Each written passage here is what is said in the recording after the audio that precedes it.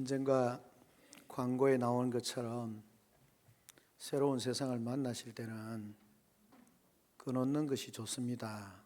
그렇게 말씀을 광고를 보기도 하고 인용해서 예배 시작 전에 한 번씩 그렇게 말씀을 드리기도 합니다만은 정말 단순히 그런 어떤 전화벨 아니면 예배 방해 이런 측면도 있지만 또 우리가 하나님을 만나는 자리로 나아가는 또는 하나님을 경외하는 자리로 나아갈 때에 우리의 어떤 하나님께로 나아갈 수 있는 그런 방해거리가 될 수 있는 것들은 다 내려놓는 그런 어쩌면 그것도 일종의 좋은 습관일 수 있습니다. 하나님께 집중하는, 예배에 집중하는 그런 삶을 우리가 돌아보아야 되는 거죠.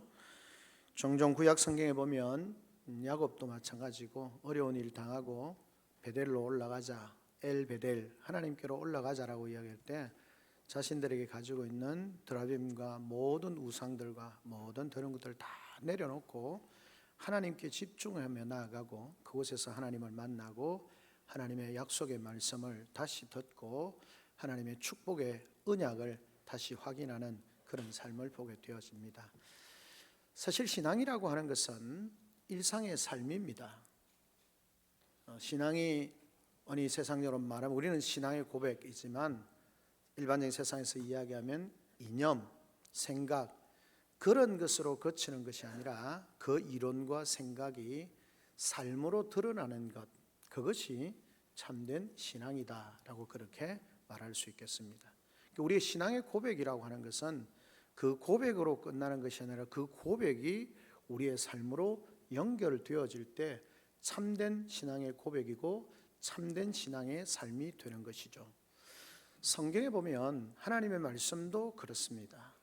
로마서를 보면 앞부분은 교리적인 부분에 대해서 열심히 설명을 합니다. 그리고 그 교리적인 부분에 근거해서 이제 우리의 삶이 이 땅 가운데서 하나님 앞에서 세상 가운데서 어떻게 살 거냐 하는 것이 판가름나는 거죠. 그리고 그 신앙의 삶의 모습을 통해서 그의 신앙의 고백이 참이냐 그의 신앙의 어떤 모습이 진실함이냐 드러난다는 거죠. 진실한 고백이 있었는데 내 삶이 그렇게 못하다 그건 참된 신앙의 고백이라고 말할 수 없다라는 것입니다. 우리들의 신앙생활에는 그런 면에서 보면 다 목적이 있는 것이죠. 결국은 우리의 신앙의 연속성이라고 하는 것은 결국은 날마다 예수 그리스도를 만나게 되어지고 그 만남을 통해서 생명과 구원의 길을 가는 것입니다. 그러므로 이 만남은 너무나 축복된 것입니다.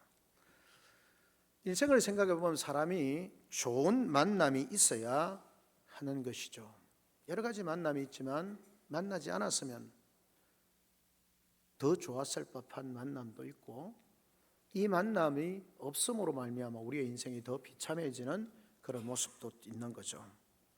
좋은 만남은 우리가 일생을 살아가는 데 있어서 우리의 삶에 기쁨과 행복과 기적을 가져오는 삶으로 나아가게 하는 원동력이 되는 것입니다. 우리 일생을 보면 좋은 부모를 만납니다. 좋은 배우자를 만나고요. 좋은 친구를 만나고 좋은 동력자를 만나고 좋은 이웃과 스승을 만나게 되어지고 좋은 지도자를 만납니다. 그것은 그 만남을 경험하는 사람에게 있어서 굉장히 중요한 그런 축복의 기회라고 말할 수 있겠습니다. 여러 가지 만남이 있지만 앞에서 말한 좋은 부모, 좋은 형제, 좋은 스승, 좋은 친구, 좋은 지도자 인생에 유익함을 주는 것은 맞지만 그런 인생의 만남보다 더욱 중요한 것이 우리가 말하는 것처럼 예수 그리스도를 날마다 진실되게 만나는 것이 중요합니다. 왜냐하면 예수 없는 인생은 길을 잃어버린 인생이고 예수 없는 인생은 참된 구원이 없는 삶이기 때문에 그렇습니다. 예수 그리스도를 만나지 못하면 우리가 열심히 살아가지만 진정한 삶의 주체를 잃어버리는 것과 같습니다. 하나님이 세상에 예수님을 보내셨습니다. 그리고 말씀하셨습니다. 누구든지 그를 믿는 자는 구원을 얻고 영생을 얻고 하나님의 자녀되는 그런 권세를 받게 된다라고 그렇게 말씀하셨습니다. 그러므로 예수 그리스도를 만나는 것이 우리의 삶에 있어서 가장 큰 은혜요, 가장 큰 축복이다 말할 수 있겠습니다. 우리 성도들이 예수 그리스도를 만날 때에 그 예수 그리스도를 알고 그 만남의 의미를 알게 되고, 그리고 예수 그리스도 안에 있는 진정한 감추어진 복을 알게 되고, 그렇게 되어질 때 우리 인생은 비로소 이 땅에서의 삶과는 구별된 인생의 역전을 만나보게 되어지는 것입니다. 영국 에드워드 모트라고 하는 사람이 있었습니다. 오래전의 사람입니다. 그는 공장에서 일을 하는 사람이었습니다. 그는 가난하다 보니까 열등의식이 그를 사로잡고 있었습니다. 자신의 삶을 보니까 장래성이 없어 보입니다. 그러다 보니까 비관적이고 또 자기 직업에 대해서도 불만을 가지게 되어졌습니다. 그러니까 당연히 원망과 불평, 부모님에 대해서, 사회에 대해서 그런 일들이 일어나는 거죠. 그러던 어느 날 그가 어느 겨울날에 길거리를 걷고 있는데 어느 교회에서 부흥회를 하고 있다라고 하는 것을 지나가는 관광 사람이든지 듣게 되어졌습니다. 그럼 무심코 그 교회로 걸음을 옮기게 되는 것입니다. 사실 성도의 삶의 변화를 생각하면 무심코 우연이라고 말하지만, 우리의 구속사적인 하나님의 은혜를 생각하면 우연이라는 것은 없는 거죠. 하나님께서 그 마음을 움직여 주셔서 그 자리로 나아가게 되는 것입니다. 그런데 그때에 들어가서 앉으니까 설교를 하고 계시는 분이 존 하야트라고 하는 목사님이셨는데, 요한복음 3장을 가지고 거듭나는 도리에 대해서 설교를 하고 계셨습니다. 그런 놀랍게도 그 설교를 듣는 순간 속에서 뜨거운 기운이 솟아오르게 되었다는 것입니다. 그래서 이 사람이 순간적으로 나도 거듭나야 되겠다라고 하는 생각을 가지게 되어지고 강렬한 소원을 하게 되어졌습니다. 그 순간 성령이 그의 마음에 임재하셨습니다. 그래서 내면이 순간적으로 완전히 일신, 놀랍게도 놀라운 역사의 마음의 변화들이 일어나게 되어지고 성령의 체험을 하게 되어지는 것입니다. 그리고 예수님을 영접하게 되어졌습니다. 그리고 그 인생에 변화가 주어졌습니다. 일신 우일신이라고 매일매일 새로워지고 매일매일 새로워지는 것입니다. 생활이 바뀌고 일터가 새로워지게 되고 일에 대한 행복이 주어졌습니다. 그래서 그는 고백하기 시작했습니다. 내 망치 소리는 비로소 노래하기 시작했다. 내 망치 소리는 마침내 춤을 춘다. 내 눈동자에는 생기가 돋고 마음속에는 생수가 솟기 시작했다. 왜냐하면 내 마음에 우리 주님이 오셨기 때문이다. 나는 이제 비로소 내 삶이 풍요로워졌다라고 그렇게 고백하게 되어졌습니다. 이 사람 에드워드 모토라고 하는 목사님이신데, 이렇게 예수 그리스도를 만나고 그 삶이 변화되어지게 되는 것이죠. 그가 늘 시를 쓰게 되어졌습니다. 이 몸의 소망 무언가 우리 주 예수뿐일세. 우리 주 예수밖에는 믿으리 아주 없도다. 찬송가 488장을 지은 에드워드 모토라고 하는 그 목사님의 신앙의 고백을 우리가 들을 수 있게 되어지는 것입니다. 예수 없는 인생은 의미가 없습니다. 내가 예수 안에 깊숙이 들어가 살 때 발견하게 되어지는 그 놀라운 은혜들이 우리에게 있는 것이죠. 그 중에 몇 가지를 보면 중요한 것은 그 예수 그리스도가 내 속에 들어오고 내가 예수 그리스도에게 깊이 들어가면 중요한 것이 나를 발견하는 겁니다. 나를 발견하고 나의 소중함을 발견하게 되는 것이고 나의 삶의 뜻을 발견하게 되는 것입니다. 나를 발견하고 나의 소중함을 알게 되어지고 내가 살아가는 삶의 방향과 의미와 가치를 알게 되어진다라고 하는 것입니다. 그럴 때 거기서 진정한 행복을 발견하게 되어진다라고 하는 것입니다. 사람은 자기 자신을 모를 때에 행복하지 않습니다. 인생이 불행해집니다. 그러므로 자신을 발견한다는 것은 행복하고 가장 아름다운 일이며 가장 의미 있는 일이다라고 그렇게 말할 수 있겠습니다. 여러분은 자신을 발견하셨습니까? 여러분의 존귀한 가치 있음을 발견하셨습니까? 여러분이 살아가는 삶의 의미를 발견하셨습니까? 깨달아 알게 되셨습니까? 그래서 진정한 행복을 누리고 계시는 겁니까? 예수 그리스도를 만난다는 것은, 예수 그리스도 안으로 깊이 들어간다는 것은, 예수 그리스도가 내 속에 주인 되어 주셔서 살아 역사하신다는 것은 나를 발견하는 것입니다. 또 하나는 무엇입니까? 은혜를 발견하는 것입니다.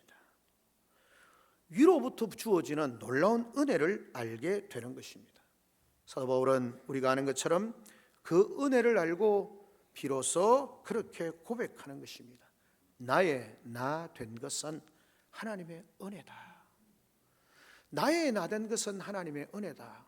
내가 이전의 모든 삶을 그냥 끊고 새로운 삶을 살 수 있고 내 존재 가치를, 내가 어떤 존재인지를 알게 된 것은 하나님의 은혜라고 고백하는 것입니다. 바울은 자신이 얼마나 무서운 죄인인지를 알았습니다. 그럼에도 불구하고 버리지 않고 구원하시고 부르시고 존귀 여기시고 사도로 삼으셔서 하나님 나라 복음을 위해서 자신의 삶을 살 수 있다 하는 것에 대해서 너무 황송하고 그 은혜가 놀라워서 고백하는 것입니다. 만삭되지 못하여 난 자와 같은 내게 정말 나는 너무나 사도 중에 작은 자다. 아니, 나는 죄인 중에 개수다 라고 그렇게 고백하게 되어지는 것입니다. 하나님의 은혜로 그런 죄인 중에 개수와 같은 내가 하나님의 은혜로 지금 여기에 있다라고 그렇게 고백을 하게 되는 것입니다. 예수 안에 들어오면 이런 은혜를 발견하고 깨닫게 되는 것이고, 그 사실을 알고 깨닫고 보면 얼마나 감사한지 모릅니다. 그리고 내가 얼마나 존귀하고 신비한 존재인지를 발견하게 되는 것입니다. 왜요? 어떻게요? 내가 예수 그리스도 안으로, 예수 그리스도가 내 속에 들어오심으로 모든 삶의 가치가 바뀌어지기 때문에, 변화받은 삶을 살기 때문에 그런 것입니다. 예수님을 만나기 전에 나의 모습은 어떻습니까? 타락한 본성에 의하여서 지배를 당하며 살아가고 있습니다. 그때는 주체가 나입니다. 나 위주로 살아갑니다. 나 위주로. 그래서 나는 탐욕의 지배를 받습니다. 그래서 지극히 이기적입니다. 그리고 타락한 취미와 타락한 습관과 타락한 삶을 살아가게 되는 것입니다. 그것은 흔히 말하면 기성품 인간의 전형적인 상태라고 말할 수 있습니다. 기성품 인간이 뭡니까? 죄로 말미암아 하나님을 향하여 대적하고 죄로 말미암아 죽게 되어진 인생, 그 인생들이 모두가 기성품 같아요. 그런 기성품 인생의 가장 전형적인 모습이라고 말할 수 있습니다. 자기를 위해서 자기의 삶을 위해서 사는 것이죠. 자기의 진정한 가치를 알지 못하는 것입니다. 그러나 내가 예수를 만나고 변화받게 되면 그 후에 내 인생은 본성의 변화를 받게 되어집니다. 그래서 내가 비로소 나를 생각할 뿐만 아니라 너를 생각하기도 하고 공동체를 생각하기도 하고 하나님의 뜻을 생각하면서 살아가게 되는 것이죠. 그게 뭐냐 하면 변화받은 삶의 모습이라는 것입니다. 오늘 그것을 사도 바울은 우리에게 말씀을 하고 있습니다. 오늘 읽었던 본문은 그런 말씀을 하고 있습니다. 사도 바울은 빌립보 교회 성도들에게 편지를 보내고 있습니다. 그리고 그들을 격려하고 있습니다. 그리고 그리스도인으로 마땅히 추구해야 할 삶을 제시하고 있습니다. 1절부터 보면 4절까지 그렇게, 5절까지 보면 그렇게 말하고 있는 것을 보게 되어지는 것입니다. 첫째는 주 안에서 굳게 서라는 것입니다. 굳게 선다는 말은 병사들이 전쟁 중에 자기의 초소를 굳건하게 지키는, 누가 오는지 지키는 그런 서 있는 모습을 이야기합니다. 예수 그리스도를 믿으면 만사 형통만 있는 것이 아닙니다. 때로는 핍박도 있고 고민도 있고 수고도 따라옵니다. 그 수고는 예수님 때문에 주어지는 것입니다. 그리스도인은 그것을 감내해야 됩니다. 그 초소에 그 초병이 흔들리지 아니하고 추운 날씨에도 불구하고 굳건하게 서 있어야 하는 것처럼 주 안에서 굳게 서라는 겁니다.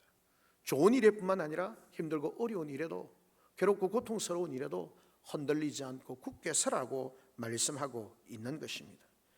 그리고는 두 번째로는 주 안에서 한 마음을 품으라는 것입니다. 빌립보 교회는 자주장사 루디아를 통해서 바울과 함께 교회가 개척된 교회입니다.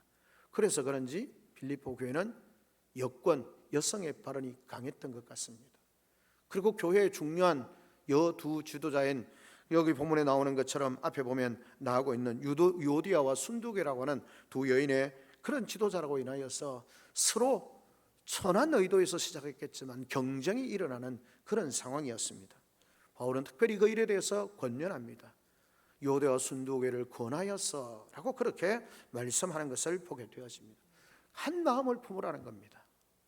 어떤 형태로든지 선한 일들이라고 할지라도 경쟁하면서 그 가운데 하나님이 주신 한 마음이 되지 못하면 아무리 좋은 의도로 할지라도 그건 교회의 덕이 되지 못하고 하나님 나라의 영광이 되지 못한다라고 그렇게 말하는 것입니다.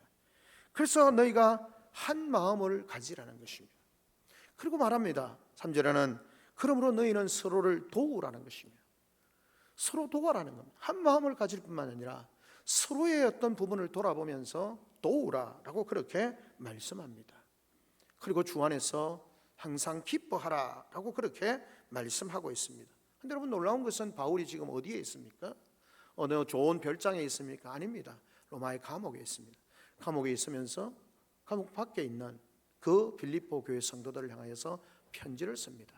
주 안에서 기뻐하라. 내가 다시 말하노니 기뻐하라 라고 그렇게 말씀하고 있습니다.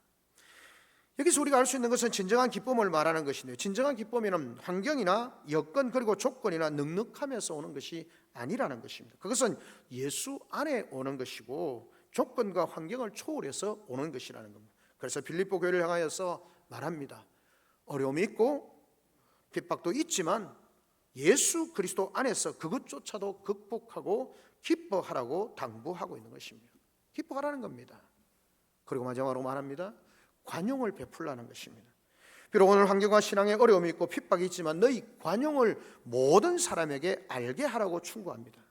이 관용을 알게 하라는 것은 두 가지로 생각해 볼 수 있습니다. 먼저는 네 자신에게 두려움이나 요동함이 없이 내 내면의 떨림으로 말미암아 신앙을 포기하고자 하는 유혹을 극복하라는 겁니다. 관용, 다른 사람에게 관용을 베풀기 위해서 내 믿음이 견고하게 서 있어야 합니다. 나도 믿지 않는 그 믿음을 가지고 어떻게 다른 사람에게 관용하는 마음으로, 넓은 마음으로 그들을 품을 수 있겠습니까? 흔들리지 않는 믿음을 가지라는 겁니다. 두 번째로 무엇입니까? 불신자들 또는 핍박자들까지도 너희가 어떻게 하라는 겁니까? 관용, 포용하라는 것입니다. 핍박한다고 적대감을 갖지 말고 의연하게 대처하라고 말하는 것입니다. 그러니까 바울은 정말 대단한 사람입니다. 그는 지금 로마 옥중에 있으면서 밖에 있는 빌립보 교회 성도들에게 편지를 통해서 위로하고 있습니다. 바울이 로마 옥중에 있다는 말은 다른 말로 하면 언제 죽을지 모른다라는 상황입니다. 그럼에도 불구하고 밖에 있는 성도들을 향하여서 걱정되고 불안해하며 신앙을 포기하고자 하는 유혹에 직면한 성도들에게 권면하는 것입니다. 견고하게 서라. 내가 흔들리지 마라.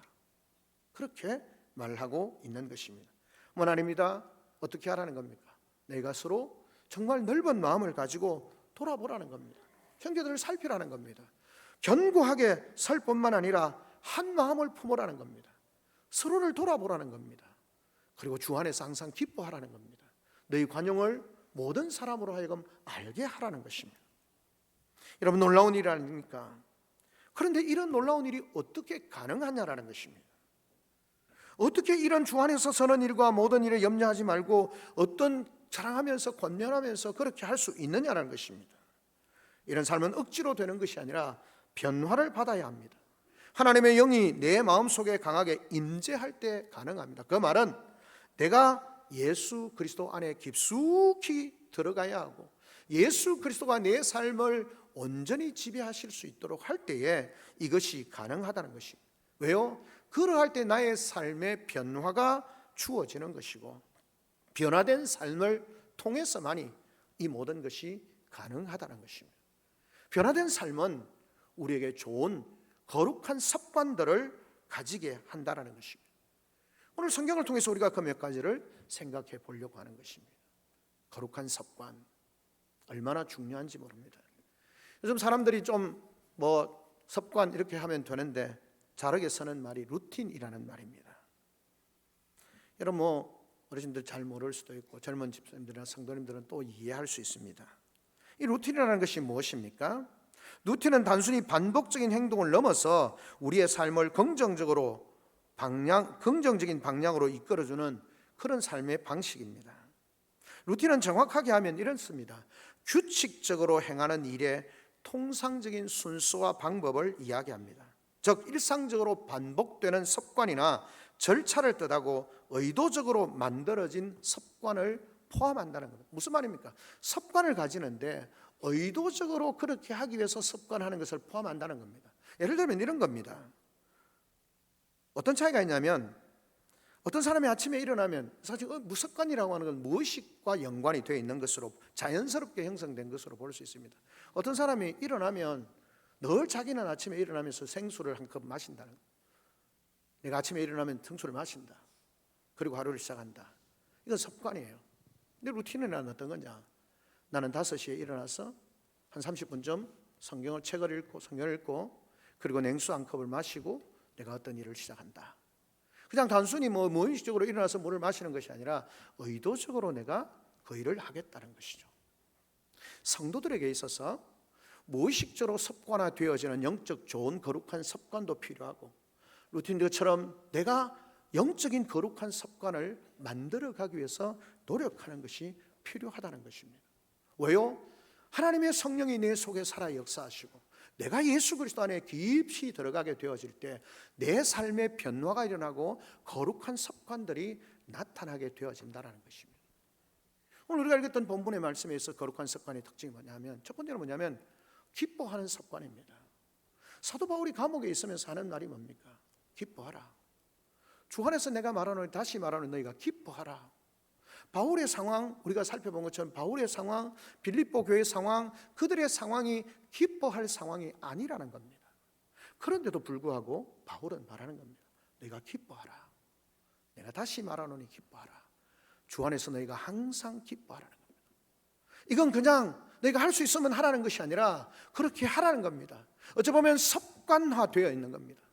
사람을 볼 때마다 늘 하나님 앞에서 기뻐하는 삶, 하나님 앞에서 우리의 일상의 삶을 기쁘게 살아가야 하는 더 거룩한 영적 습관을 가져야 하는 것입니다. 왜요? 우리가 기뻐하는 삶을 영적인 습관을 가지지 않으면 우리 속에 늘 불평과 원망과 시비와 다툼거리가 우리의 삶을 지배할 수 있기 때문에 사도 바울은 거룩한 영적 습관으로 예수 그리스도가 내 속에 들어오고 내가 예수 그리스도 안에 깊이 들어가서 내 삶의 변화가 일어나면 내 삶 속에서 거룩한 습관을 가져야 되는데 그게 뭐냐면 구원의 은혜를 인한 감격과 기쁨의 삶을 살라는 겁니다. 여러분의 삶이 정말 기쁩니까? 저와 여러분의 삶이 정말 기쁩니까? 성경은 우리에게 말하는 겁니다. 그건 그냥 되거든 하고 안 되면 하지 말라는 것이 아니라 거룩한 습관으로 너희의 삶을 항상 기뻐하라고 말하는 겁니다. 여러분, 도무지 불가능한 것 아닙니까? 울고 싶을 때, 포기하고 싶을 때, 뭔가 마음이 아플 때 기뻐하기 참 힘든 것 아닙니까? 그런데 예수 그리스도 안에서 가능하다는 것입니다. 이 기쁨은 거듭난 후에 나타나는 것입니다. 그래서 이것이 거룩한 습관입니다. 그래서 항상 기뻐하라. 다시 말하노니 기뻐하라고 말했습니다. 바울이 무지한 사람이어서 그냥 종교적인 신념으로 의거지로 그냥 하면 돼, 무조건 해야 돼, 그런 것 아니지 않습니까? 하나님의 은혜를 경험하고 하나님의 성령의 역사를 경험하고 자신의 삶이 처한 상황 가운데서 그런 삶을 살아갈 수 있도록 역사해 주신 하나님을 경험하였기 때문에 말하는 것입니다. 너희가 거룩한 습관을 가지고 기뻐하라는 겁니다.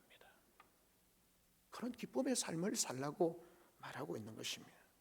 내 안에 하나님의 영이 함께 계실 때, 내 마음이 예수님의 은혜로 변화될 때, 그때 내 삶에 이 좋은 영적 습관이 생기는 것입니다.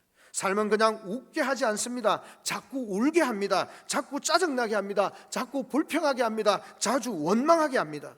그러나 예수 그리스도 안에서 변화를 받는다는 것은 나의 내면이 고침을 받는 것이고, 내 내면의 고침을 받고 성령이 내 속에 역사하시고 내가 예수 그리스도의 다스림 안에 들어간다면 그분이 내게 행하신 모든 일들을 인하여서 우리는 기뻐하는 삶을 살 수 있다라고 그렇게 말씀하고 계시는 것입니다. 내 마음, 그 마음을 고칠 때, 하나님의 성령이 내 속에 역사하게 되어질 때 거룩한 습관으로서 우리는 기뻐하는 삶을 살게 된다라는 것. 세상이 감당할 수 없는, 그래서 에베소서는 말합니다. 세상이 감당할 수 없는 사람들, 하나님의 은혜와 능력을 경험한 사람은 세상이 감당할 수 없는 사람이라고 말씀하고 있는 것입니다. 둘째는 무엇입니까? 말씀을 따르는 습관입니다. 성경의 말씀은 하나님의 말씀이고 생명의 말씀이고 살리는 말씀입니다. 그런데 그런 능력의 말씀일지라도 내가 거듭나고 변화받지 못하면 그 말씀이 내 속에 역사해도 내가 따라가지 못하는 것입니다. 하나님의 말씀을 따라가는 삶, 그건 거룩한 습관입니다. 여러분, 우리는 아닌 것 같지만 세상에 누군가의 말을 따라가게 되어 있습니다. 누군가의 말을 듣고 따라가고 순종하도록 되어 있습니다. 여러분, 부모님들 학교에 갈 때 아이들에게 뭐라 말합니까? 선생님 말씀 잘 들으라. 선생님 말을 따르라는 거죠. 부모의 말을 순종하라, 따르라는 겁니다. 직장 생활을 합니다. 세상이 정해놓은 규례를 따르라는 겁니다. 야, 너는 세상은 다 그렇게 하는데 너만 왜 유별나게 그렇게 하느냐? 그 말은 무슨 말입니까? 네가 생각하는 것대로 따르지 말고 내가 말하는 세상이 정해놓은 규례를 따르라는 겁니다. 여러분, 우리의 삶은, 신앙은 삶입니다. 이 땅 가운데 살아가는 겁니다. 무슨 말을 따를지, 누구의 명령을 따를지 정해져 있습니다. 누군가는 누군가의 명령은 따라야 합니다. 출애굽에 보면 그 출산을 돕는 여인들이 바로의 명령을 듣습니다. 남자아이가 태어나면 다 죽이라는 겁니다. 하나님은 절대 해서는 안 된다는 겁니다. 누구의 말을 들을 겁니까? 여러분, 아닌 것 같지만 하나님의 말씀을 듣는 것, 안 듣는 것, 단순히 그것이 아니라 하나님의 말씀이 아니면 세상의 말을 듣게 되어 있습니다. 사단의 말을 듣게 되어 있습니다. 그 삶을 따라가는 삶을 살게 되어 있습니다. 그건 거룩한 습관이 아니고 죄된 습관이고 악한 습관입니다. 번번이 이스라엘 백성들이 하나님의 은혜를 누리지 못하는 이유가 뭡니까? 하나님의 말씀을 듣지 않았고 하나님의 말씀을 따르지 않았습니다. 하나님이 주신 그 구원의 은혜를 경험하고 하나님이 주신 약속의 땅에 거하면서도 하나님의 명령을 순종하지 않았습니다. 거룩한 습관이 아닙니다. 다니엘이 이방 땅에서 제상이 되어졌습니다. 근데 아닥사스 왕이 조서를 내려서 어떤 신에게도 절하지 말라, 자기가 만든 신상에만 절하라. 다니엘이 어떻게 합니까? 그 나라의 제상으로, 이방 땅에서 제상으로 삽니다. 정해야 됩니다. 그들의 말을 따를지 여호와 하나님의 말씀을 따를지 정해야 합니다. 하나님의 말씀을 따른다 안 따른다 그 문제가 아닙니다. 하나님의 말씀을 따르지 않는다는 말은 결국 세상의 말을 따른다는 것이고 사단의 말을 따르는 겁니다. 결코 거룩한 습관이 될 수 없습니다. 우리는 하나님 앞에서의 거룩한 습관을 가져야 합니다. 하나님의 말씀을 읽어야 하고 하나님의 말씀을 들어야 하고 하나님의 말씀을 따르는 습관을 가져야 합니다. 성경이 생명의 말씀이고 능력의 말씀이고 축복의 말씀이지만 주님의 비유로 말씀하신 것처럼 좋은 땅이 되지 못하고 그 속에 온갖 잡풀들과 은근기가 가득하게 되어질 때, 가시덩굴이 가득하게 되어질 때 하나님의 말씀에 생명의 말씀이 심겨져도 자라지 못한다는 겁니다. 하나님의 말씀이 자라지 못하고 하나님의 말씀에 순종하지 않으니까 그 삶이 결코 하나님께서 주시는 그 능력과 은혜를 경험할 수 없게 되는 것입니다. 성경은 하나님의 말씀이시고 그 말씀이 선포되어지고 순종할 때에 천지 만물이 세워졌고 하나님의 말씀에 순종할 때 놀라운 기적과 능력이 나타나는 것을 보게 되어지는 것입니다. 거룩한 습관은 하나님의 말씀을 듣는 것이고 하나님의 말씀을 읽는 것이고 하나님의 말씀에 순종해야 하는 겁니다. 그 거룩한 습관이 우리의 삶 속에 형성되어 있지 않으면 우리의 믿음 생활은 결코 하나님의 은혜를, 하나님의 능력을, 하나님의 축복을 경험할 수가 없는 것입니다. 여러분, 성경은 우리에게 말씀합니다. 천지를 말씀으로 지으셨고 하나님의 말씀이 선포되어지는 그곳에 순종하며 나아가는 자들에게 하나님이 홍해를 육지같이 건너게 하시고 요단을 육지같이 건너게 하시고 하늘 문을 여시고 만나를 내리시고 하나님께서 메추라기를 내리시고 반석에서 물을 내시고 하나님의 놀라운 은혜를 베풀어 주시는 겁니다. 그런데 그 말씀에 귀담아 듣지 아니하고 그 말씀을 읽지 아니하고 그 말씀을 순종하지 않는 삶에 어떻게 하나님이 역사하십니까? 성경을 들면 수면제가 되어지는 그런 삶이 아니라 내 속의 삶에 변화가 일어났기에 하나님의 말씀에 대한 갈급함, 그 말씀을 읽고 순종하고자 하는 마음, 그 말씀을 따르자고 하는 그 습관이 있어요. 오늘도 공산주의 속에서 북한 땅에 있는 사람들은 하나님의 말씀을 들으려고 갈급해하면서 목숨 걸고 그 말씀을 듣고 하나님의 은혜를 경험하고 때로는 그 말씀을 듣는 것 때문에 주저해서 죽음을 당하기도 하는 그런 시대를 우리가 살고 있습니다. 우리는 너무나 자유롭지만 하나님의 말씀을 널려져 있는 시대를 살고 있지만 하나님의 말씀을 읽지도 듣지도 순종하지도 않습니다. 우리는 거룩한 습관, 하나님의 말씀을 따르는 습관을 키워야 합니다. 따르기 위해서 읽어야 하고 들어야 하는 것. 러시아에 문의했던 도스토옙스키는 무신론자였습니다. 자기 아버지는 가족들도 또 농민들을 학대하다가 농민들의 손에 죽임을 당했습니다.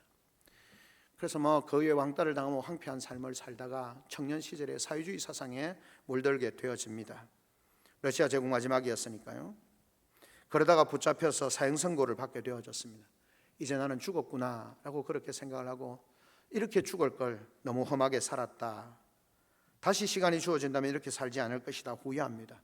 그런데 놀랍게도 황제 특사 명령을 따라서 사형 직전에 고난을 받게 되고 시베리아로 그렇게 유배를 가게 되었습니다.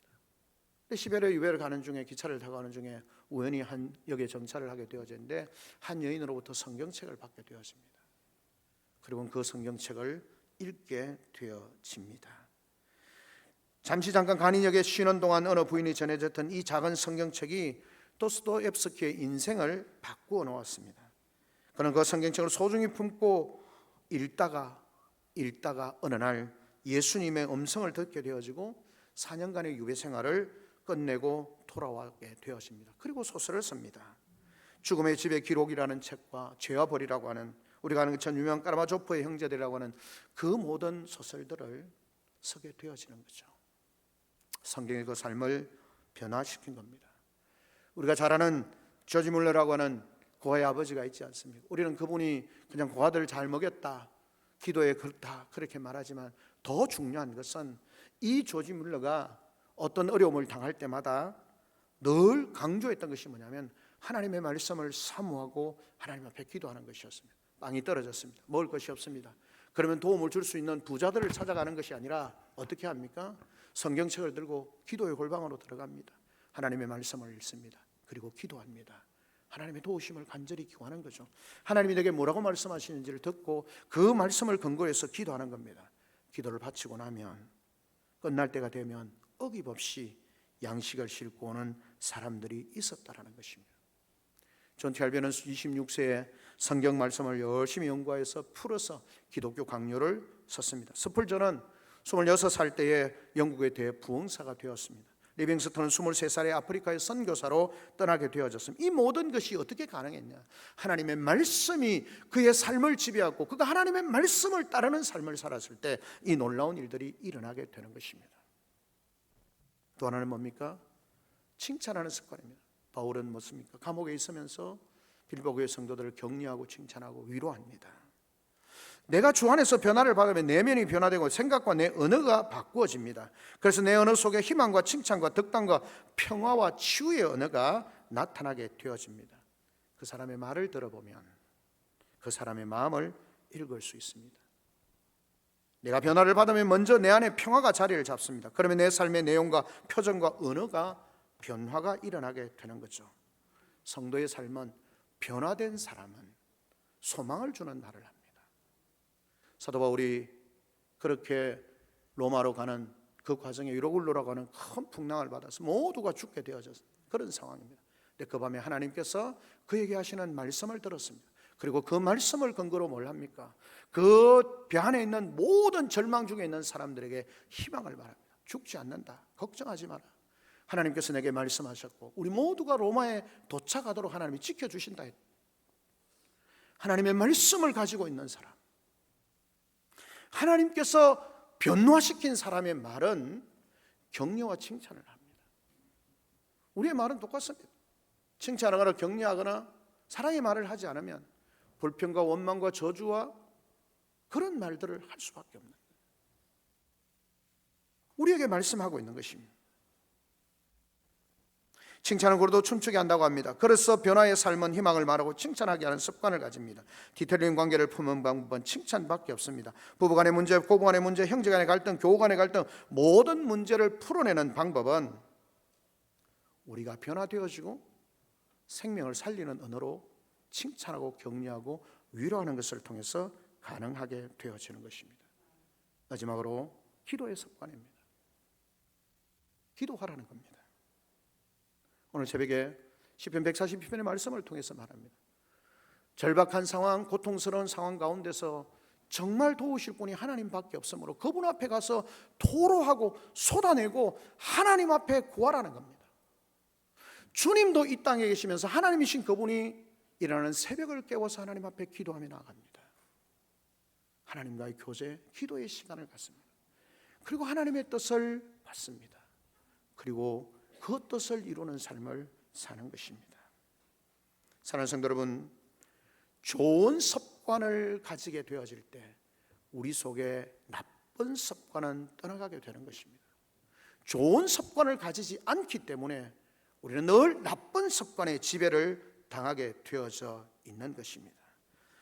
그렇게 하게 되어질 때 우리는 예수 그리스도로 말미암아 변화되어지는 삶, 그것이 내 삶 속에 어떻게 나타나느냐가 우리의 삶의 변화를 증거하는 것입니다.